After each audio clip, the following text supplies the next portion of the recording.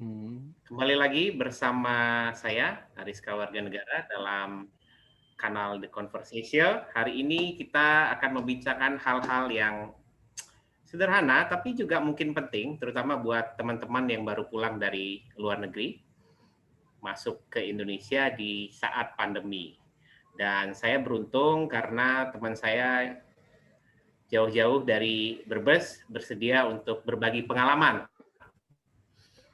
Gimana sih pengalaman beliau selama pandemi di Inggris Raya, kemudian melakukan perjalanan pulang ke Indonesia. Seminggu yang lalu, kalau tidak salah ya, Betul Bang, Mas seminggu Hizbul. yang lalu. Jadi kita sambut tamu kita hari ini, Mas Hizbul Waton. Terima kasih ya sudah mau berbagi dalam kanal The Conversation dan Sama-sama berbagi cerita. Bang.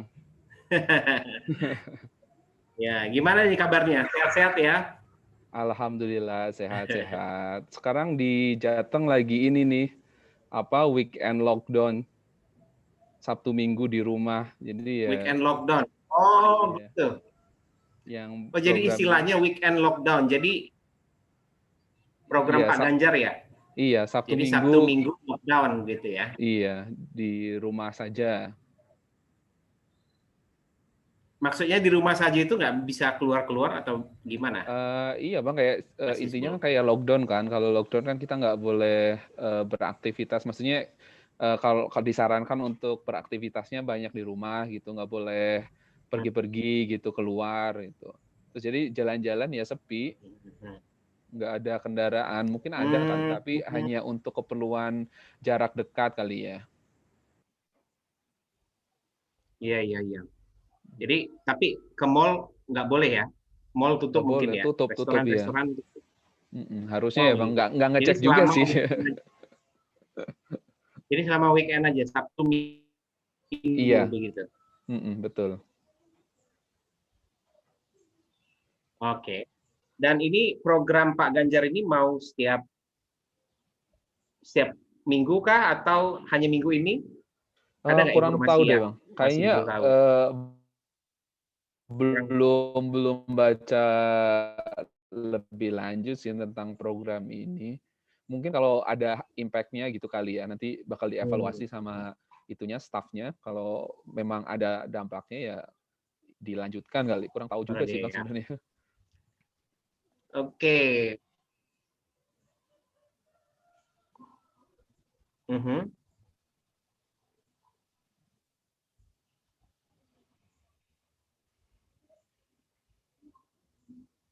Ya, ini mungkin ke pertanyaan pertama nih Mas Hizbul, agak sensitif nih pertanyaannya. Boleh, Gimana boleh. nih progres studinya? Sudah Apa tuh? sudah mendekati terakhir kah atau gimana nih? Bisa nggak bagi-bagi dengan teman-teman pengalaman studi Iya, di iya. Inggrisnya nih? Iya, kalau kemarin itu kan memang kebetulan visa studinya kan habis di akhir bulan Januari. Terus deadline buat tesis submission itu kan Maret. Nah, kemarin daripada Hmm. memperpanjang visa, jadi mending pulang aja lah. Jadi ngelanjutin di Indonesia. Kalau untuk kerjaan lab sih, eh, insya Allah udah selesai sih. Tinggal chapter kemarin juga udah submit ke supervisor, cuman dapat feedback, terus tinggal lanjut satu chapter lagi, terus ya habis itu submit ya bang. Mungkin mungkin bulan Maret lah atau Ya, ya sekitar bulan Maret lah. ya, ya mudah-mudahan lancar. Insya Allah lancar ya. Amin, amin, amin. Oke, Semoga ya. saya ingin tanya ke pertanyaan lebih spesifik nih. Mas Hizbul kan lama tinggal di Inggris, kemudian Hmm. di saat menjelang akhir meninggalkan Inggris, tiba-tiba ada pandemi COVID-19.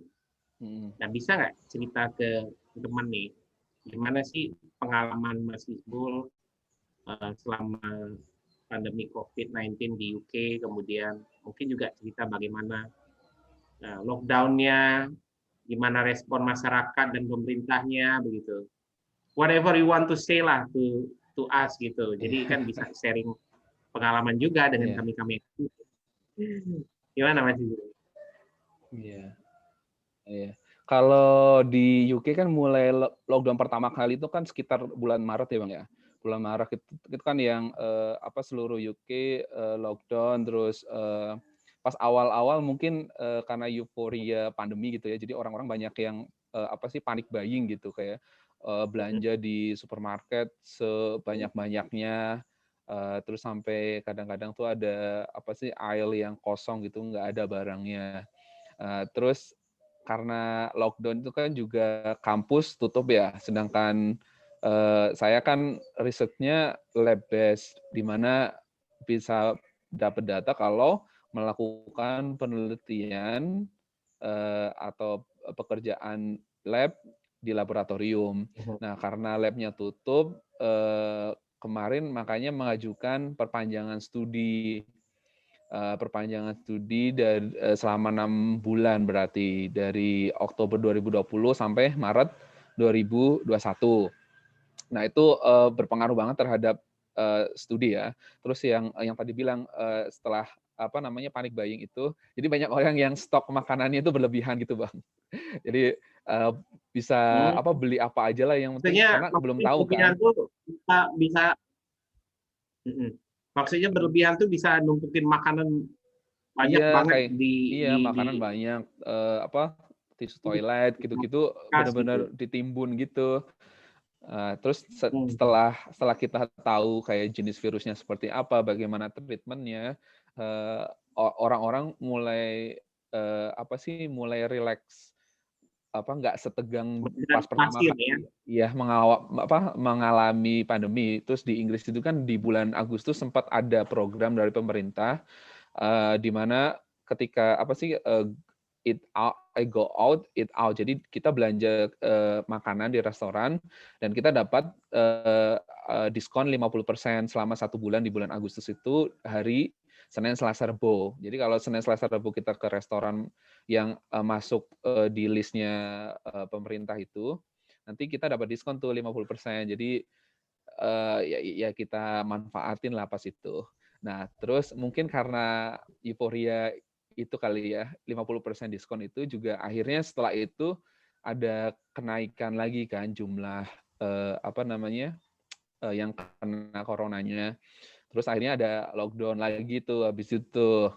Nah, setelah lockdown lagi ini akhirnya kayaknya masih masih lockdown ketiga deh kalau nggak salah di UK karena ditemukan varietas virus baru ya yang penyebarannya kalau nggak salah tuh 70% lebih cepat daripada virus corona yang pertama kali ditemukan gitu.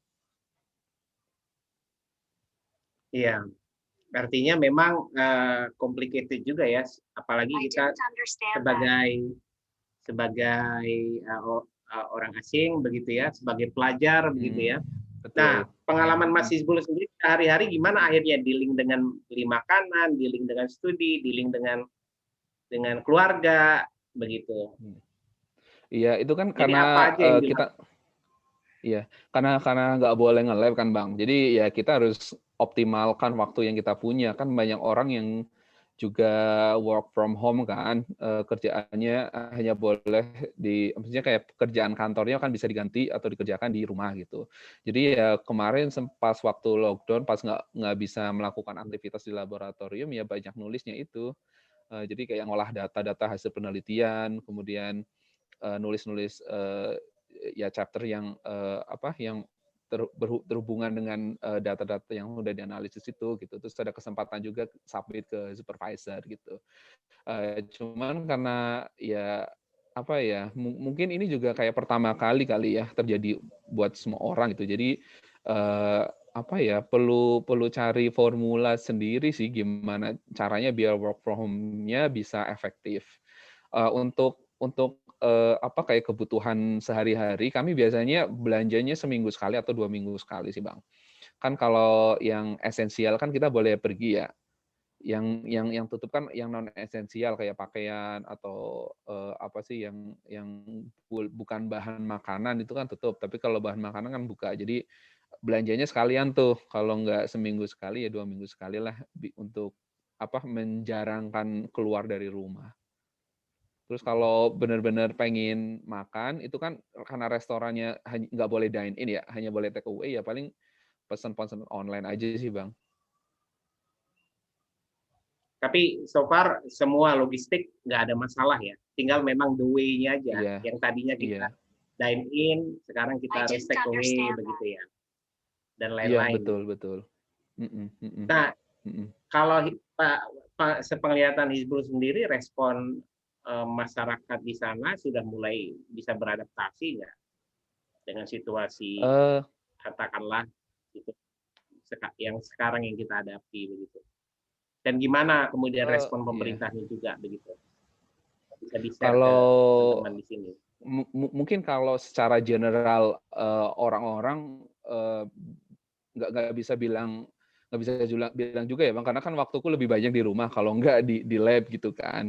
Nah, kalau di lab itu sendiri kita boleh nge-lab asal syaratnya kita menerapkan biasa ya protokol kesehatan, di mana kita harus pakai masker setiap masuk, terus pakai hand sanitizer, terus kalau nge-lab juga pakai face mask.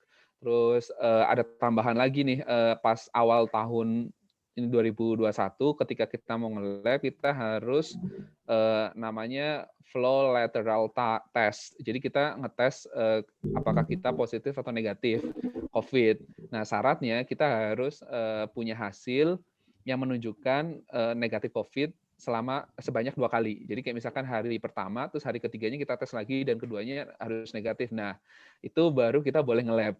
Nah, untuk kesadaran orang-orangnya ya kalau di dalam lab sih ya tetap karena aturan ya, kalau mau masuk ya harus mematuhi aturan gitu, harus pakai masker. Cuman kalau keluar memang masih banyak ditemukan orang-orang yang nggak pakai masker sih. Itu contoh kecilnya.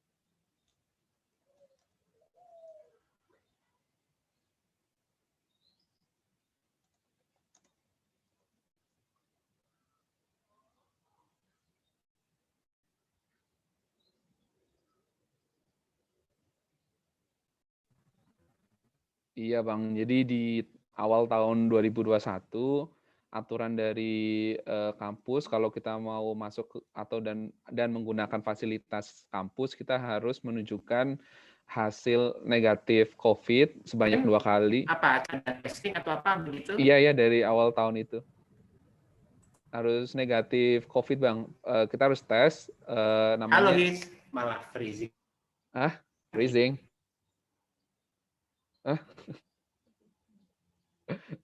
Di sini Bang Aris kayak yang freezing.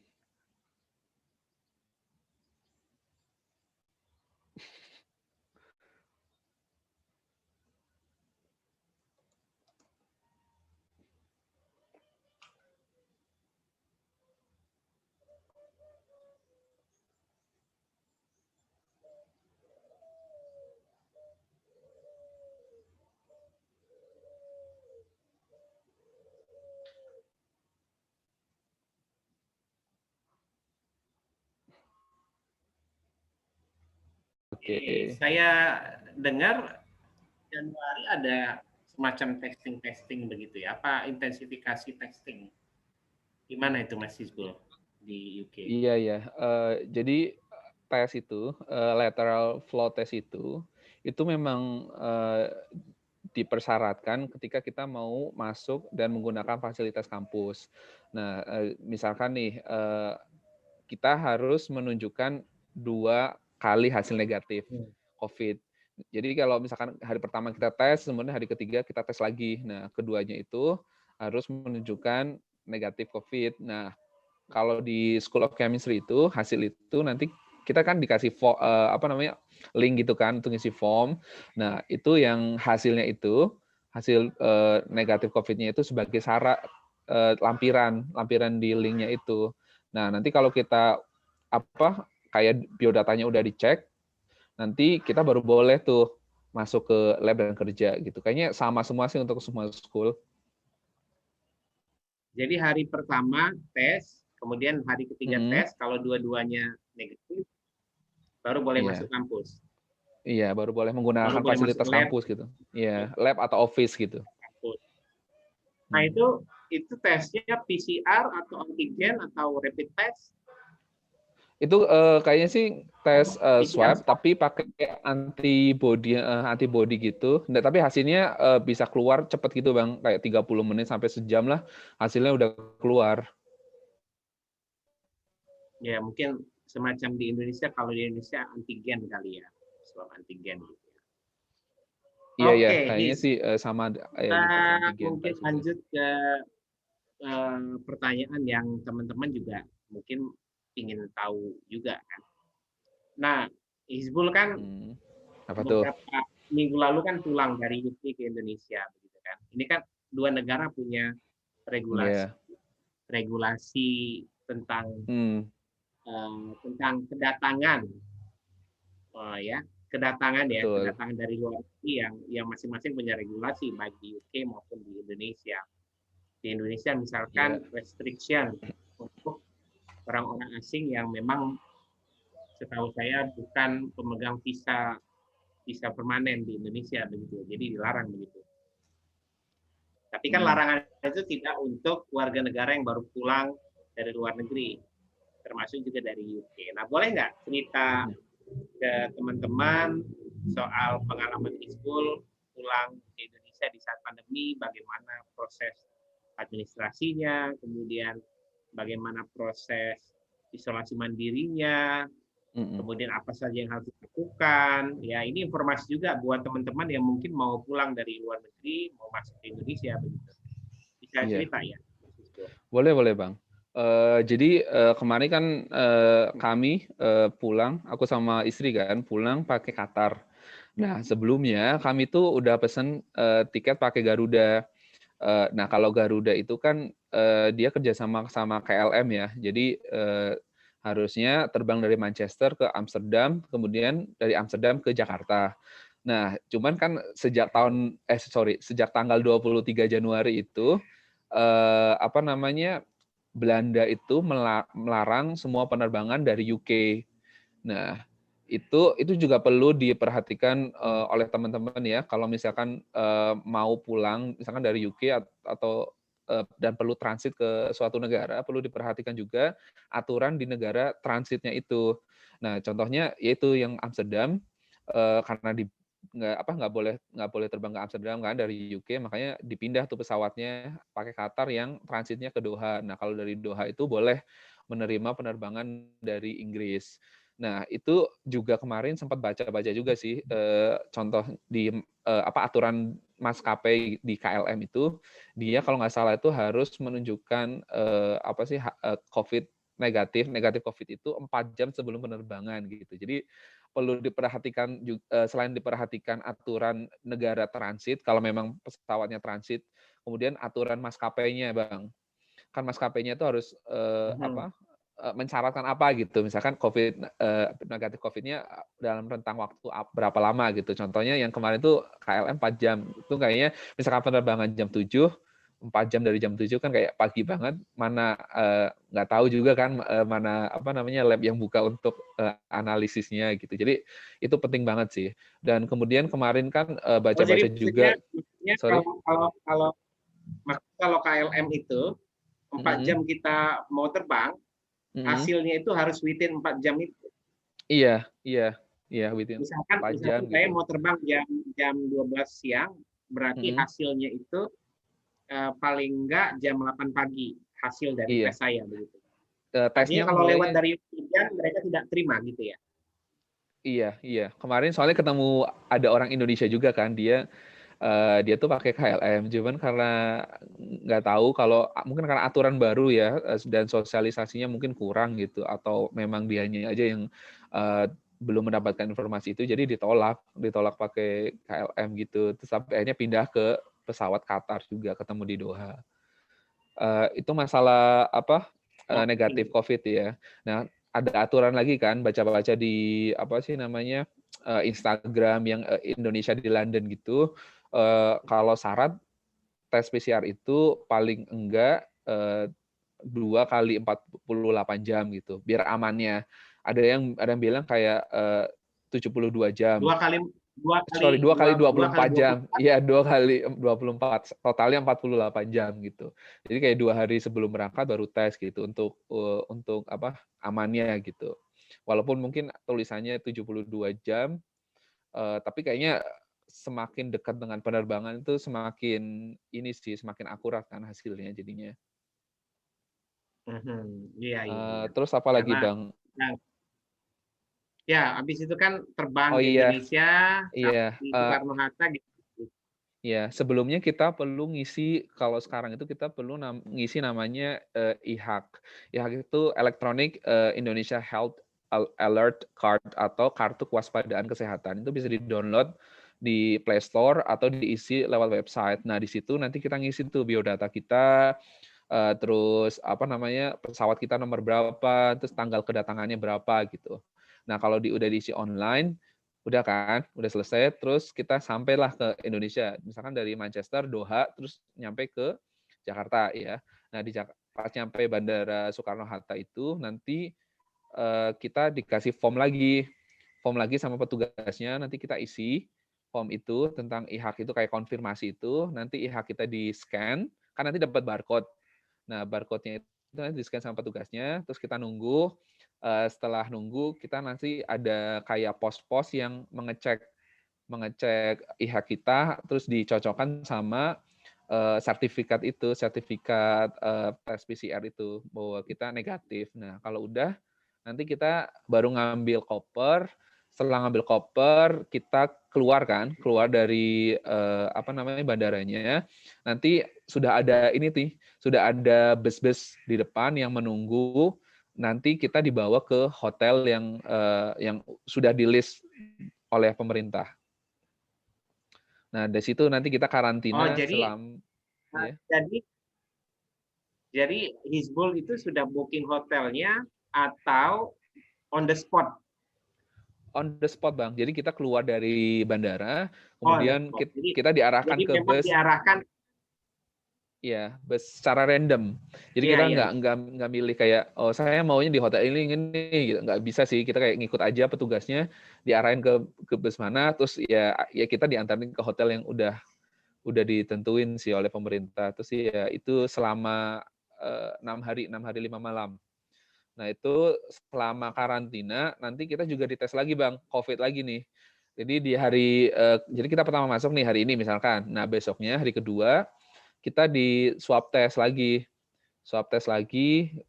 kemudian hari 4 kita di swab tes juga. Nanti di akhir karantina kita dapat sertifikat bahwa kita sudah negatif 2 kali tes dan surat itu bisa dipakai untuk perjalanan.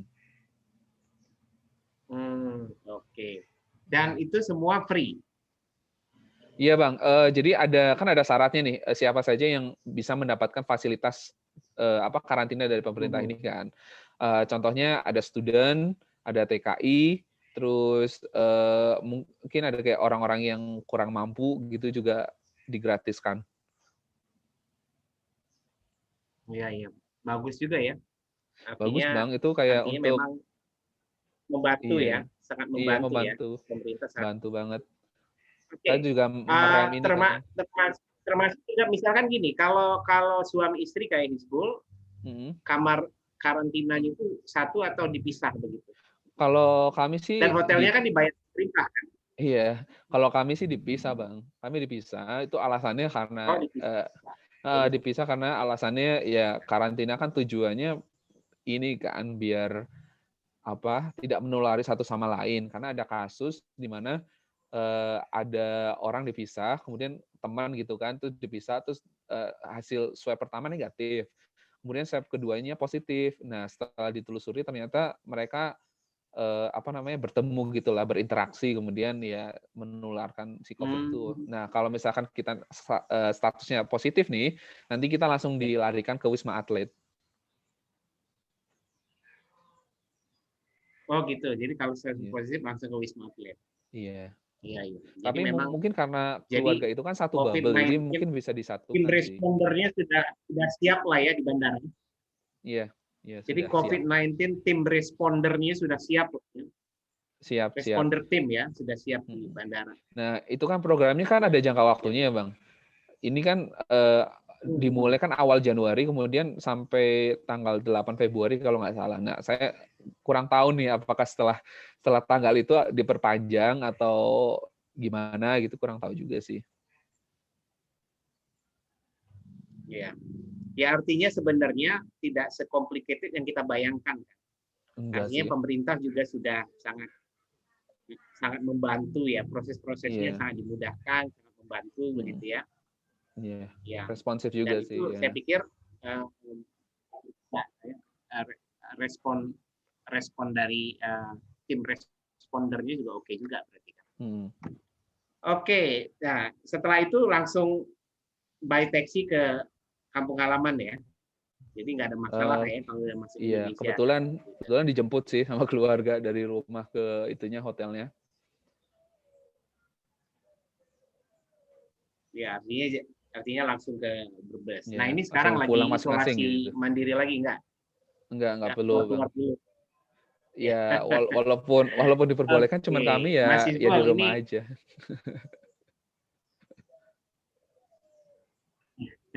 Iyalah untuk keamanan. Iya. Nah, ini sekarang pertanyaan terakhir nih. Boleh. Apa sih saran-saran Iqbal buat teman-teman yang dari luar negeri mau pulang ke Indonesia di saat pandemi sekarang? Oke. Mungkin yang kayak tadi ya, Bang ya, selalu cek persyaratan penerbangan dari negara transit, kemudian negara tujuan, syaratnya apa aja, boleh terbang ke negara tersebut, kemudian persyaratan dari maskapainya itu sendiri, itu juga perlu dibaca-baca lagi. Kemudian kita perlu tes negatif COVID kan, makanya perlu disiapkan kayak spare 2 hari lah paling enggak sebelum penerbangan, atau ya tergantung tadi kayak KLM itu kan syaratnya misalkan 4 jam sebelum penerbangan. Jadi benar-benar dipersiapkan tuh waktu untuk tesnya. Kemudian kalau udah nyampe Indonesia ya itu ngisi aplikasi itu yang IHAK itu, Health Alert Card itu, kemudian sebenarnya prosesnya gampang sih, setelah ngisi itu kayaknya langsung gampang diarahin gitu, Bang. Nanti di karantina dulu kan untuk kayak mengurangi kemungkinan transmisi ketika kita ada virus di pesawat atau selama di bandara gitu. Terus ya jangan langsung berinteraksi dengan banyak orang sih, kalau bisa isolasi mandiri dulu karena kan kita dari luar negeri ya, kurang kemungkinan kita semoga sih nggak membawa virus, cuman untuk mengurangi kayak resiko menginfeksi, kan banyak juga kan COVID yang asimptomatik, gimana kita nggak sadar kalau kita tuh punya karena nggak ada gejala-gejala yang kita punya. Ya tetap ini sih kayaknya mematuhi protokol kesehatan ya, cuci tangan sering mungkin, pakai hand sanitizer, kalau nggak ada air pakai masker, wajib ketika kita berpergian kemana-mana, kemudian jaga jarak. Apalagi ya pergi mungkin kalau memang perlu ya, kalau tidak perlu dan bisa dikerjakan di rumah ya stay aja di rumah, kerjain aja di rumah gitu. Terus ya jangan lupa jaga kesehatan jasmani dan juga jaga kesehatan mental. Itu aja kali ya, Bang. Ya, terima kasih Mas Hizbul, informasinya sangat berguna bagi kita semua, Sama-sama, Bang. terutama bagi Semoga teman-teman yang bermanfaat mau ya. terutama buat teman-teman yang baru mau pulang dari luar negeri ke Indonesia ataupun teman-teman yang mungkin mau ke luar negeri gitu ya. Ataupun masyarakat umum ya, betapa memang COVID-19 ini adalah penyakit atau virus yang memang kita harus jangan anggap remeh begitu ya. Ya, jaga kesehatan, tetap patuhi protokol, Itu mungkin hal-hal yang harus kita lakukan untuk segera mengakhiri pandemi COVID-19. Terima kasih Mas Isbul waktunya sudah Sama-sama, bergabung Bang. dengan kanal The Conversation, dan saya Iya. yakin ini akan sangat bermanfaat buat orang banyak. Terima Amin, kasih. amin. Assalamualaikum warahmatullahi wabarakatuh. Waalaikumsalam warahmatullahi wabarakatuh.